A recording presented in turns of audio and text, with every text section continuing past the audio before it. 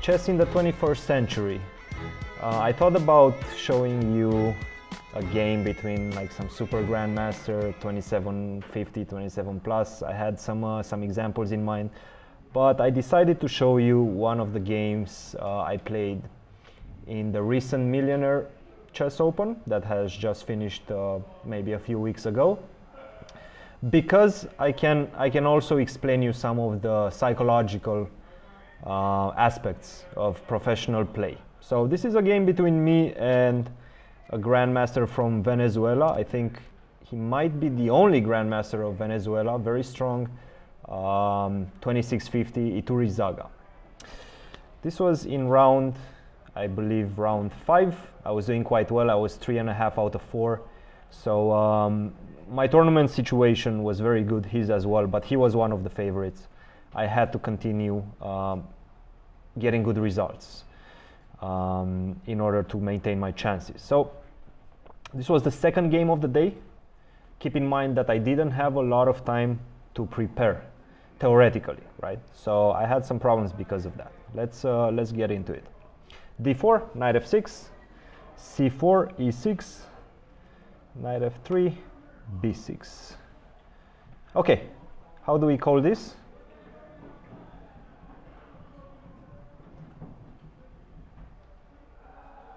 Anybody knows? This is the Queen's Indian defense, I believe. Yeah, pretty easy. g3, bishop b7.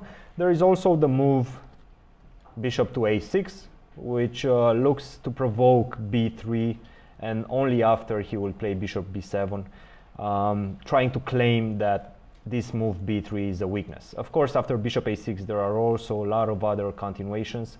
For example, queen b3, which is one thing that I play from time to time, queen a4, and also knight bd2. So there's plenty of nuances of the opening that you guys should know. But he played bishop b7. This is the main line, main Queen's Indian defense. Bishop g2, c5. This is already a move that surprised me. I tried to prepare against bishop e7, which is the main line, and the main line goes something like this, knight c3. What is white fighting for in this type of positions? What is he trying to get? Any ideas? Yes? Well, maybe the center. Yes, he's trying to get the center by playing e4, right? So if he would have another move, he would play what move? Let's say it would be white's turn.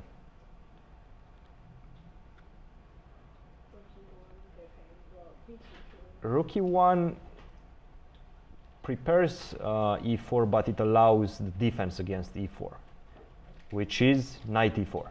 So white would play queen c2, getting control of the e4 square, and then it would be very difficult for black to stop you from taking full control of the center. But obviously it's not white's turn, it's black's turn, so he would play what move? If he plays d5, then it's a position that we usually like to play as white, because we would open up the fianchetto bishop with knight e5, then the d5 pawn would be pinned, and then slowly we will build an advantage on the fact that we have more space than our opponent. Yeah. So in this position, black plays knight e4, and after a move such as, let's say, queen c2, he's going to play f5, and he's going to have a perfectly playable position. Yeah. But my opponent decided to try to attack the center, undermine my center immediately, and play the move c5.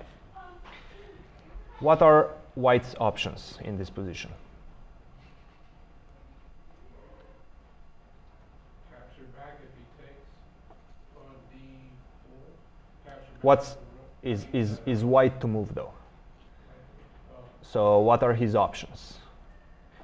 Capturing here is a move, but it doesn't yield any good results, I think, because black is just going to take back either with the bishop, either with the pawn, and then he's going to go castle, and then what move to kind of free himself up?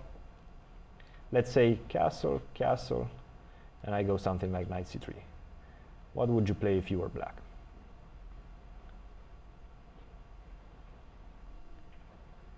D4. D5. D5. D5, absolutely. Break the center, and there's absolutely no reason why white would be better in this position, right? So taking on c5 is not necessarily the best move. If we castle, pretty much the same thing happens. He's going to take on d4. If we take with the knight, he's going to exchange, and now what? D5. Once again, D5. This is kind of the liberation move. You know, if you get that, then black has absolutely no problems. So we get back to the drawing board, and then the only move kind of that stands in this position is knight c3. The same thing. I would take. Take with the queen, and then again, D5. This is the typical break. If I manage to get this, then I equalize. At least equalize with black. So we have to do something more decisive in this position. D5. Yes, absolutely. D5. We have to play the move D5. Now black takes. We gave away a pawn, right? Knight h4 is the main line. Absolutely, knight h4 is the main line, and it would have been the move I would play if I didn't know anything after that.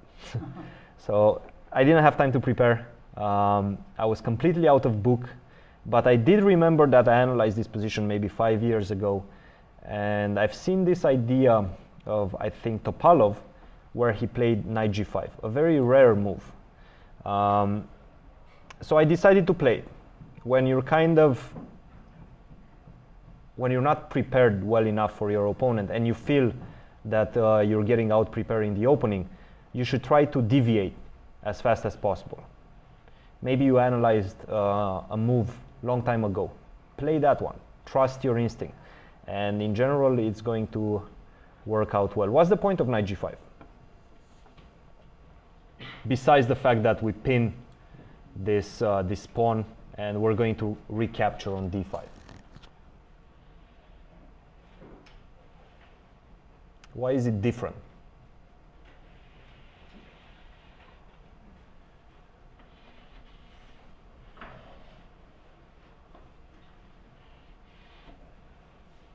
He played h6. What should we do now? Knight h3, absolutely. And now we see, where is this knight heading? f4 and then d5, right? And then we're going to recapture on d5 with a piece. That's going to keep the d file open, is going to centralize our knight, and obviously is going to give us a better position. Little did I know, actually my opponent played this game like 3 times already. I had no idea about it. So, and he played, in one of the games he played b5, which is a very sharp continuation. And in the other one he played what he played in my game, which is queen c7. What is the point of queen c7?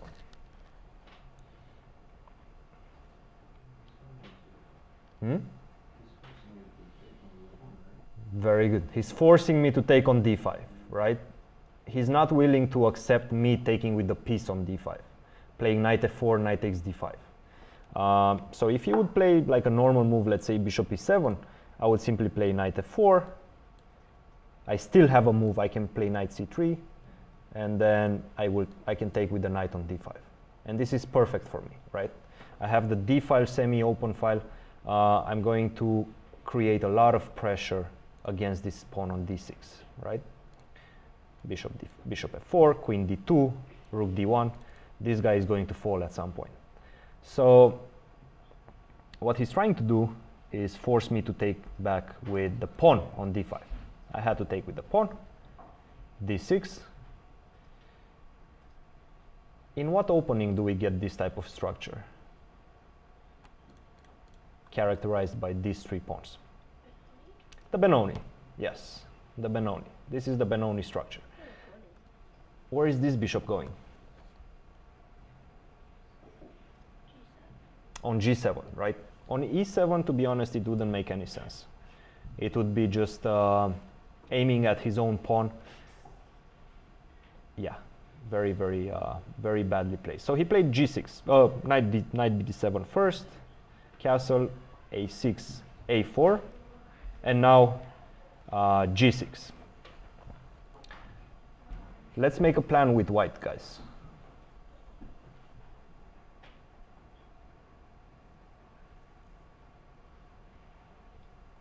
Try to create a 5-6 move plan where you arrange all your pieces in their best place.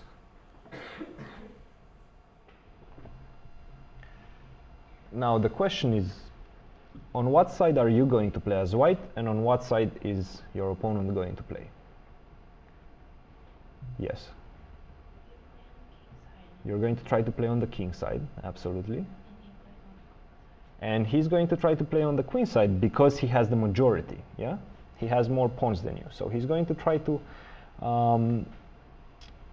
create a pawn storm maybe on the queen side. The same thing that you're going to try to do on the king side.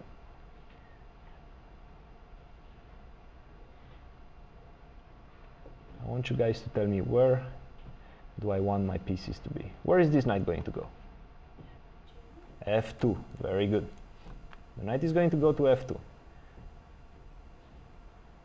Where is this bishop going to go?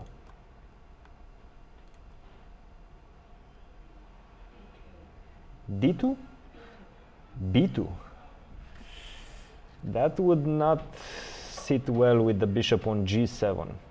And you also, whenever you play b3, I'm going to be able to play c4 and actually attack on the queen side much easier, yeah? So you don't want to weaken your queen side. By playing b3, that's kind of what you're doing. So this bishop is going to go somewhere else.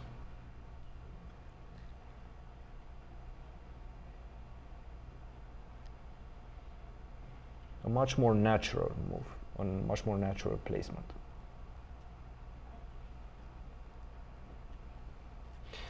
If you're going to f4, how are you going to place your knight on f2?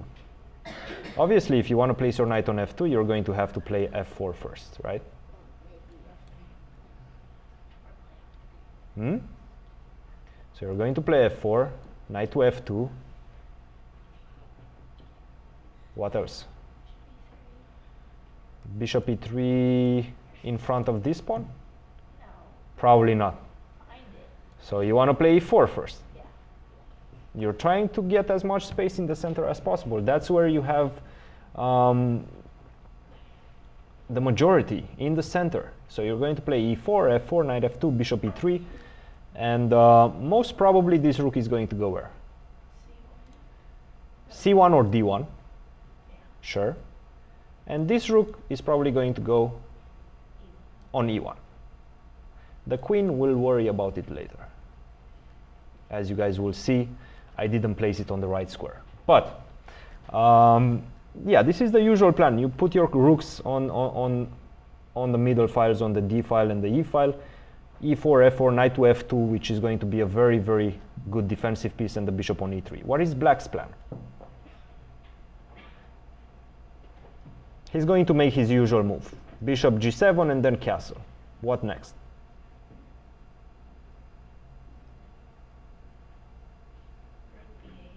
Rook b8, sure, yeah. How is he going to try to advance his pawns on the queen side? c4, knight c5, very good.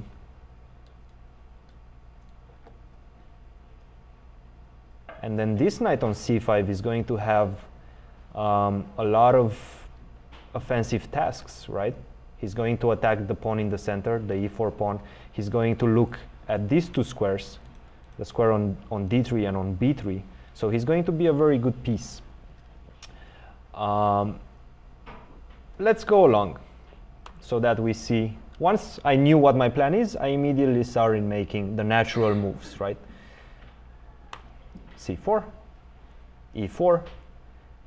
Both players were just making our very, very natural moves, which you guys should strive for as well. Just play normal chess. But play normal chess abiding by a plan. Bishop e3, knight c5. And now the question is, where will I put my queen? I played queen c2. Is that a good move, or can we find something better, maybe?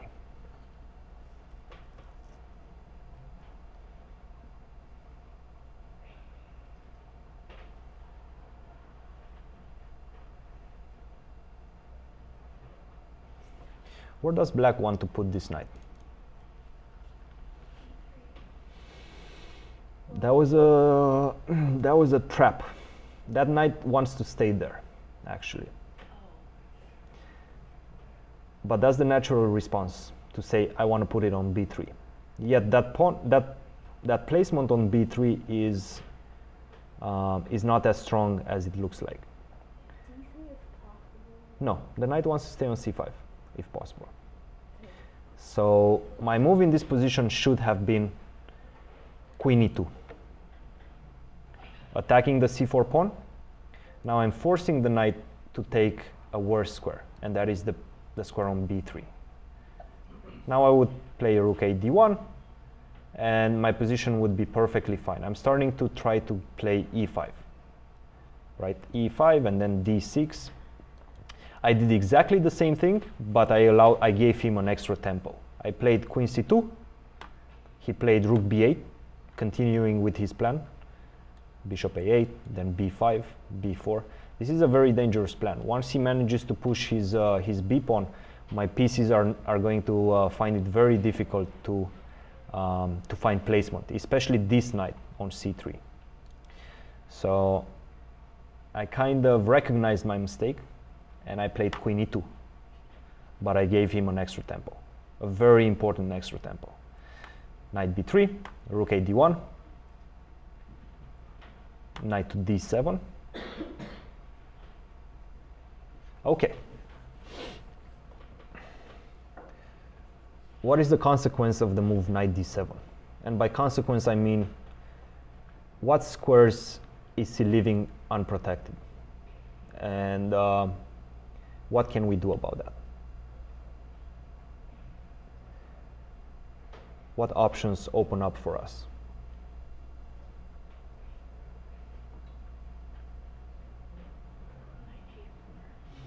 Sure, g4 is one square that he's giving us, but placing the knight there, I'm not sure is going to be in our advantage. That knight on f2 is well placed right now, is defending.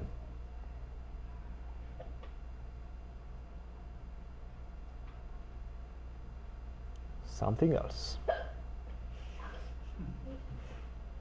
You need some water or a good scare.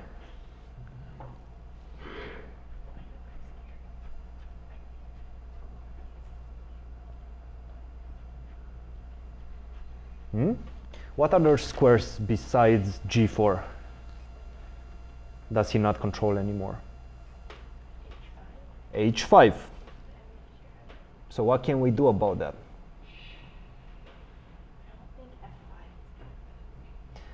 f5 in general is not a good move in this type of positions, because you're weakening this whole complex of dark squares in the center, especially this guy, right? He's going to plant a knight on e5, and this is going to be very, very ugly for white.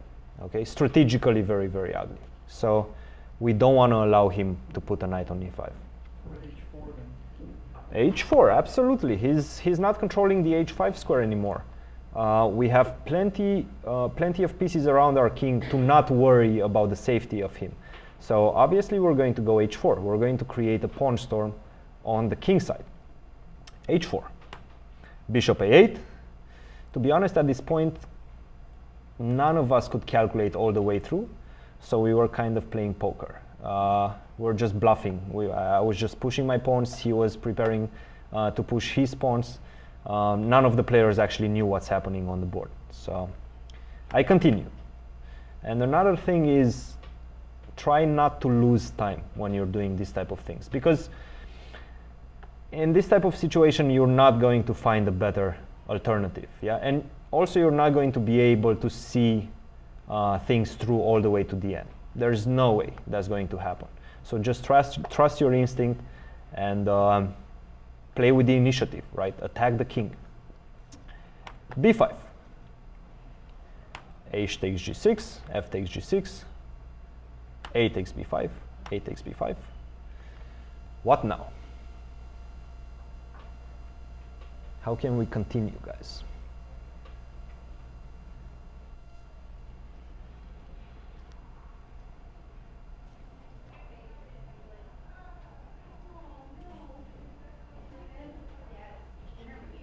Queen G4 is actually a pawn on G6. Queen G4 is an option. Absolutely. Queen G4 is one of the candidate moves. The problem with Queen G4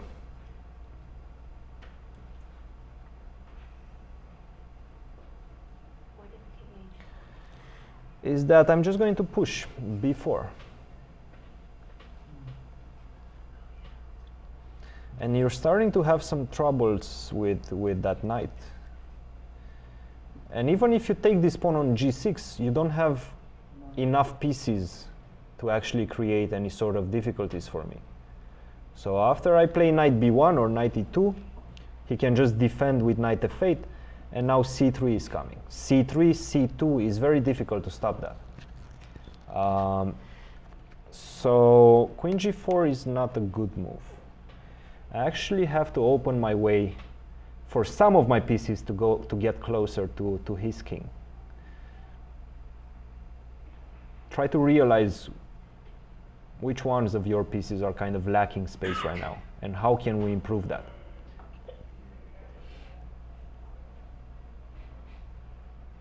Bishop H3. Interesting. Bishop H3, the same. I will do the same thing. B4. So I play D5. Again, I had no idea what I'm doing in terms of, I mean, I felt like this is what I should be doing, but I couldn't calculate all the way to the end, right? But I'm sure he was in the same situation as I was. So he played B4. Taking on E5 is pretty bad. Taking on E5, I would play what move? D6, absolutely. Then the queen goes, let's say, to C8. You can simply just take on A8, take on A8, knight takes B5. The knight goes to C7. You're going to have a lot of trouble, yeah? I have a feeling moves such as knight D5 work as well. Bishop takes D5, bishop takes D5, and now somehow I'm going to try to attack you, maybe with bishop F7 and queen G4, put some pressure on G6. I think I have quite a nice position. So he didn't take on E5. He played B4. What to do now?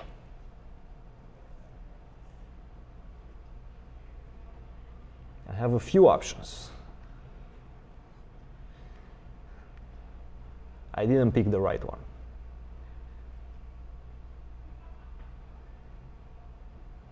Well, I didn't pick the most precise one, to put it that way.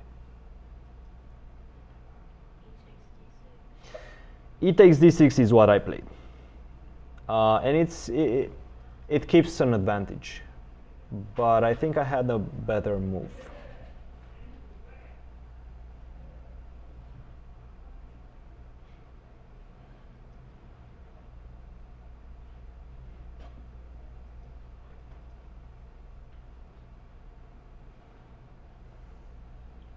What is the other supernatural move? knight ce4, right? Oh,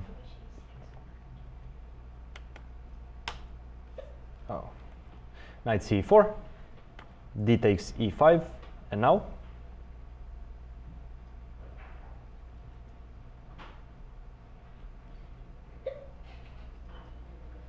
D6 now. I don't think we should hurry with d6. This is an option, and I'm pretty sure it's good as well. But I think queen g4 is better. Queen g4, and he's starting to have a lot of problems. Because, for example, if he plays something like knight f8 right now, after f5, he's in a pickle. Yeah. And this is actually a very common way of attacking the Benoni structure. Pushing e5 first, allowing him to put a pawn on e5, and then push f5. Because despite the fact that he won a pawn, his bishop is blocked, and also he's not going to have a square for his other piece, for the knight, most probably, right? So after f5, white is almost winning. But I didn't understand that, and I took the decision of taking on d6, which still maintains an advantage. Queen takes d6, and now I have two options. I played the most obvious one, the one that wins a pawn, but once again is not the best one. What are my two options? So stop and think about what could you play in this position. Candidate moves, once again. Knight e4 is one of them, the most obvious one. Try to think a little bit outside of the box. Try to actually look at all your options, even though they look maybe ridiculous at first. But maybe there's a follow-up that you're missing.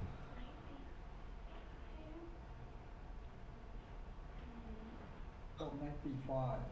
Knight b5, Attacking the queen. rook takes b5, And then queen takes c4. then queen takes c4, and then his rook and the knight are both under attack, and he cannot defend both of them. That will give us an extra pawn, right? So this is what I played. But once again, the less greedy option of playing knight e4 would have been better. Oops. Knight e4, queen to a6. This is what we discussed after the game as well, and we both thought that black is doing okay, but I think after queen g4, knight f8, f5, white is breaking through.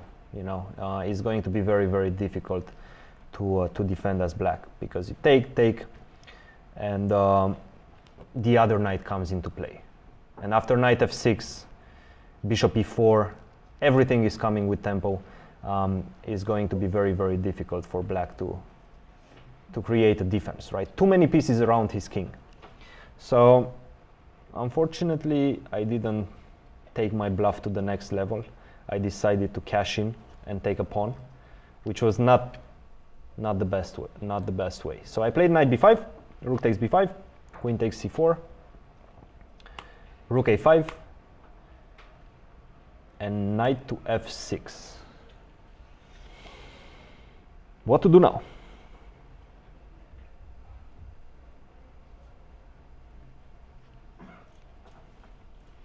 He's attacking my d5 pawn. Right. Always look at the consequences, okay? When you play a move, try to see what are you leaving behind. What squares are you leaving behind? What diagonals you're opening, right? So f5 is not the move. Actually, it's quite a normal move, quite natural. The d5 is hanging. He's going to take on d5 next move.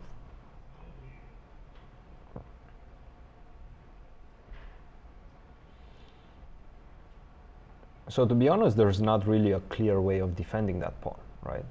Once again, we have to look for targets of our own, something that we could attack ourselves. Bishop d4 I'm going to take on e1, rook takes e1, rook takes e1, bishop takes d5. I don't think black has any problems here. Yeah. So, something else.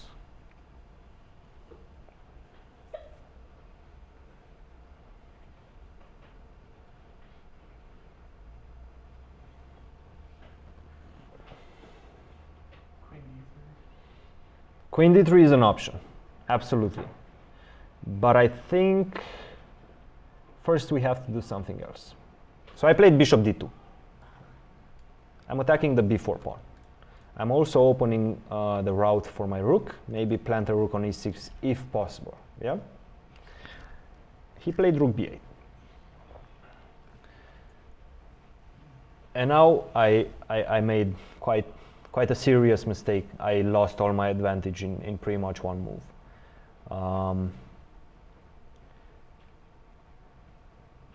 Let's try to find the better way for white.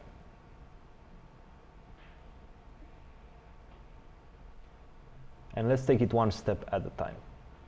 The one you mentioned, queen d3 now. Okay, let's look at queen d3. Black takes on d5, defending in the same time the g6 pawn, right? What now? He's tied up. His knight is tied up. How could I take advantage of that? Or how would I try to take advantage of that? Candidate moves, guys. Check all of them. And I'm going to give you a hint. Don't maintain your focus only on one side of the board. Try to find routes for your pieces all over the board. Try to find targets that you could be using. And you have to do it fast, because the next move I'm just going to move the queen out of the d file, and then this knight is no longer going to be pinned, so I'm not going to have any problems if you let me do that. Try to look at all your moves with tempo, all your forced moves. Knight to e4? Knight to e4 is absolutely one of them. The problem with knight e4 is that he's simply going to play queen b6, check. I'm going to have to move now my king, and then he can just retreat the knight to f6 for instance. So that's the thing with moving that knight from f2. He's such a good defensive knight, and we cannot really get him any offensive kind of ideas. We cannot find any ideas for him. How about bishop e4? Bishop e4, interesting.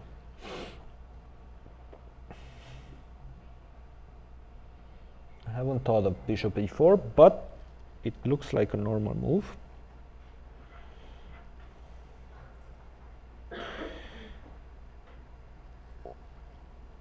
What I'm worried about bishop e4 is that maybe I can just simply take your pawn on b2.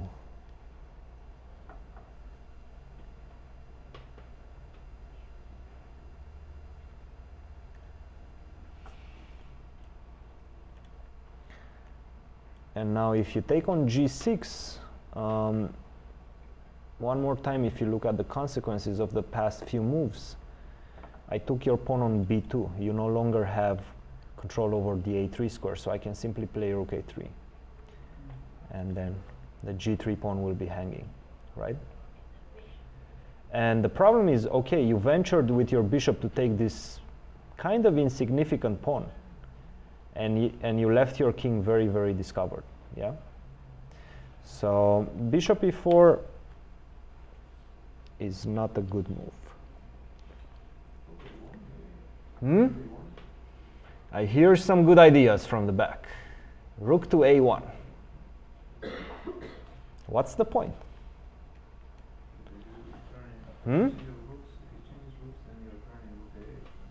if he's exchanging the rooks, and I think it's one of his only options, to be honest, because, well, for once, if he goes rook b5, you do what? Rook takes a8, rook takes a8, and the rook on b5 hangs, right?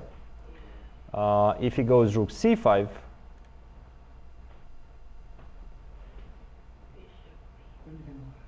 then you can fork it with the knight. Yeah. So he simply doesn't have a lot of squares for his pieces. He has to take. But after rook takes c1, what's the problem? His bishop and his knight. And I'm not really sure what he's going to do. Your threat is to do what? Rook a8, yeah? Rook takes a8 and bishop takes d5. Let's say he goes bishop b7.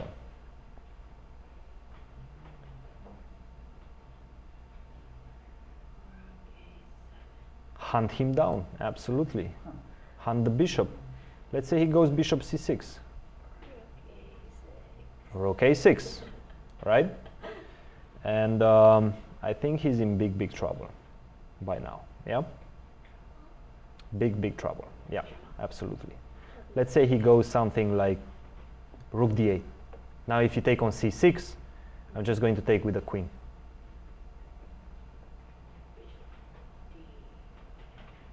Bishop d5 would be a very bad move. Very bad move. I mean, why would you do that? Yeah, I'm just going to take with the queen, you're going to take, I'm going to maybe take with the rook.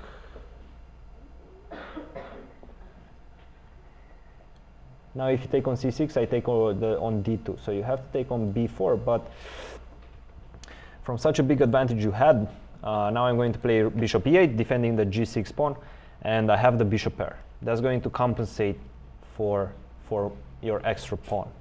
So that's not enough. We have a much better move here, I think. What about queen c4? Yeah. Queen c4, you know, concentrating your attack on the pieces that matter. So I think he's lost. He cannot defend the c6 bishop. I mean, he can play rook c8, but then we just take on c6, and the same ideas happen. Yeah. And if he takes with the rook, we take with the queen on d5. So this is kind of the sequence I missed. I saw queen d3, but then after knight d5, I didn't see rook a1. It just escaped my vision. So I played the move f5, your idea. Yeah, I was trying to be tricky, but it's not working. So he took on d5. Bishop takes d5, queen takes d5. Kind of normal moves. I was down to maybe 2 minutes by this moment, and there was no increment, there was only delay. So I was feeling quite down, to be honest, because I had the feeling I'm almost winning the whole game. I had the feeling I'm going to checkmate the guy the whole game, and then suddenly, after I was very happy I finally got a pawn, he immediately took it back, and with dividends, right? Now my pieces are much worse placed than his. His are much more active. So he took. I had to pull the brakes and try to find equality here. What to do? Let's take some practical decisions, guys. Imagine yourself having 2 minutes on the clock. What are you going to try to do?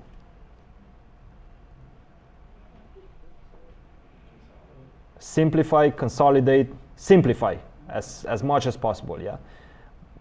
But you're not going to try to complicate the game, right? To give away options to your opponent. And what I mean by options is you don't want to give this pawn to your opponent, because if he gets a free pawn with 2 minutes on the clock, you're going to have troubles stopping that from promoting. So instead of taking on g6, which would have been a pretty bad mistake, because after bishop b2, I'm not completely lost, but the position is getting very, very complicated because of this pawn. So I decided instead of that I will give the f5 pawn but defend my b2 pawn, right? So I play knight d3, take. What now?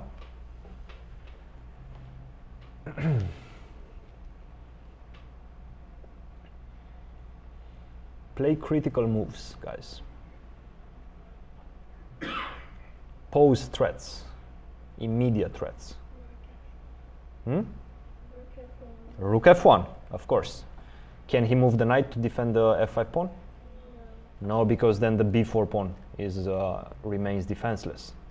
So his idea was to play bishop d4, king to h1, knight to e3, bishop takes to e3, bishop takes to e3. He's still a pawn up, yeah? Continue playing critical moves. Once again, try to simplify the position as much as possible. And you have to do that fast by creating threats. So, I think rook a1 is a bit too slow. For example, if you go rook a1, I can also play rook d5 for once, but I think I'm going to exchange this. Take and play something like b3. Right now you're a pawn down, but more importantly also this pawn fixed your pawn on the dark square, and it's going to be much easier for my bishop to capture that. Yeah, I think you're almost lost here. So rook a1 is not the good move. Something else. Try to find a variation in which you equalize the material. Rook d1, absolutely. Where is the bishop going?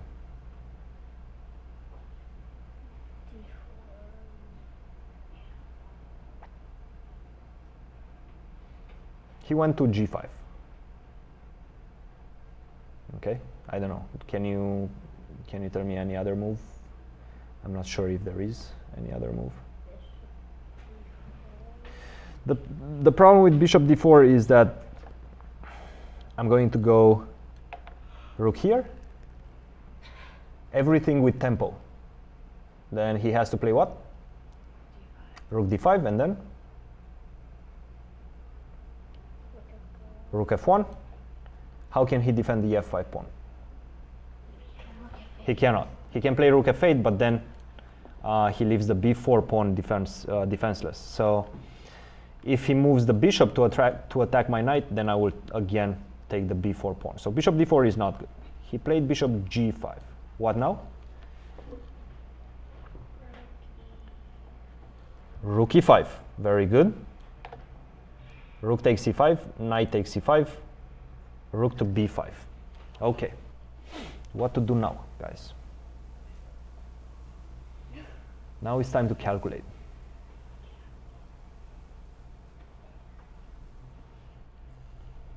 Can we take on f5? That's the question. Maybe is not an answer. Definitely not an answer.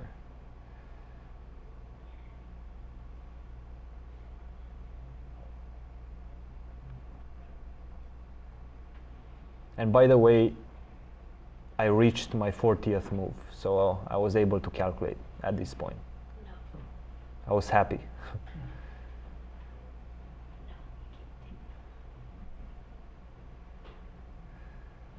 Why not?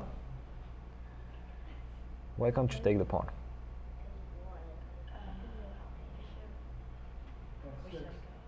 Hmm? Then bishop f6 afterwards. Bishop f6, I'm going to take the bishop with a rook.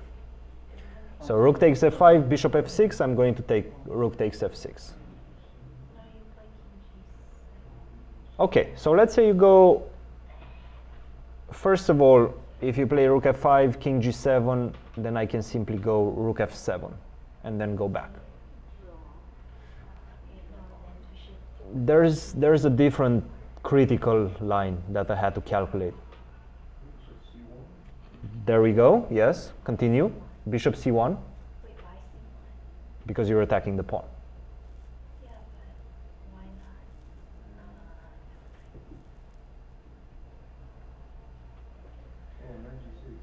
bishop c1, b3, and the point of that variation is what? Bishop to b2. So let's look at that.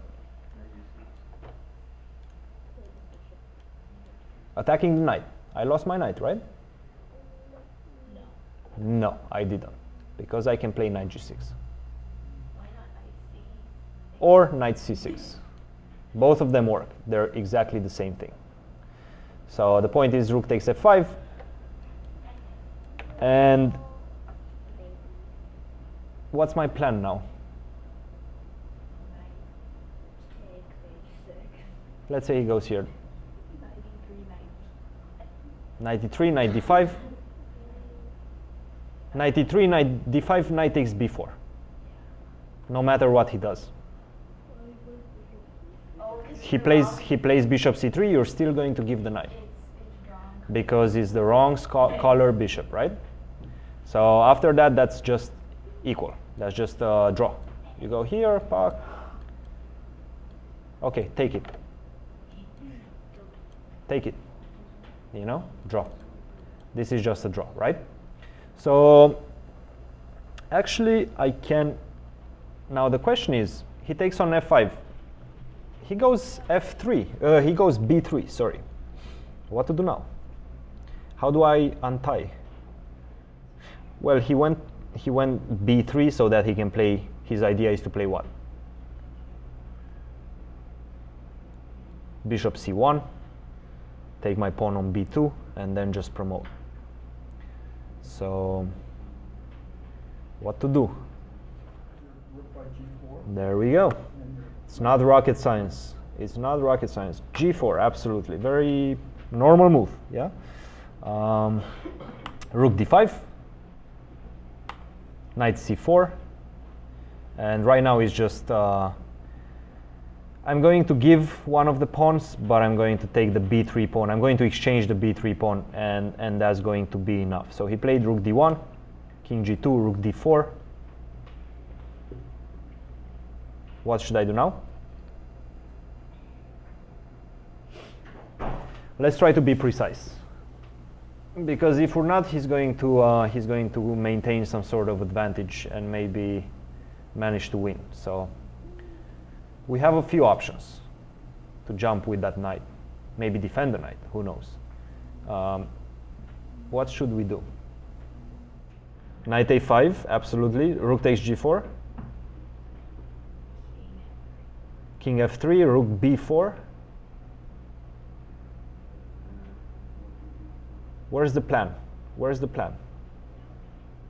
Yes, there is a plan. So, king a5, knight a5, sorry, rook takes g4, king f3. And now he's playing rook b4, defending this little pawn, this last hope. Yes, of course. Rook d5, rook d3, rook takes b3, or knight takes b3. Can he stop that? Nope, he cannot stop that. He cannot stop that, so he played bishop f6, I played rook d3, he took on b2, I took, and we shook hands for a draw, because we're friends. No, we're not friends. We're buddies. We're buddies, huh? He's an extra pawn, but even if I give you, after we exchange the rooks, even if I give you my knight for free, I'm still going to be a draw. It's still going to be a draw. He has to. It's a complete draw, yeah? And you're not going to tell me that this endgame is winning for black, right? I hope you're not going to tell me that. It's a draw. I lost it with white ones. You lost it with white? Shame on you. But that's okay. I had, like, a minute. Sometimes it happens. You should not lose it with like 1 second on the clock. Oh, it was slightly different though, because my king was all the way over there. Okay, so thanks for watching. This was Chess in the 21st Century.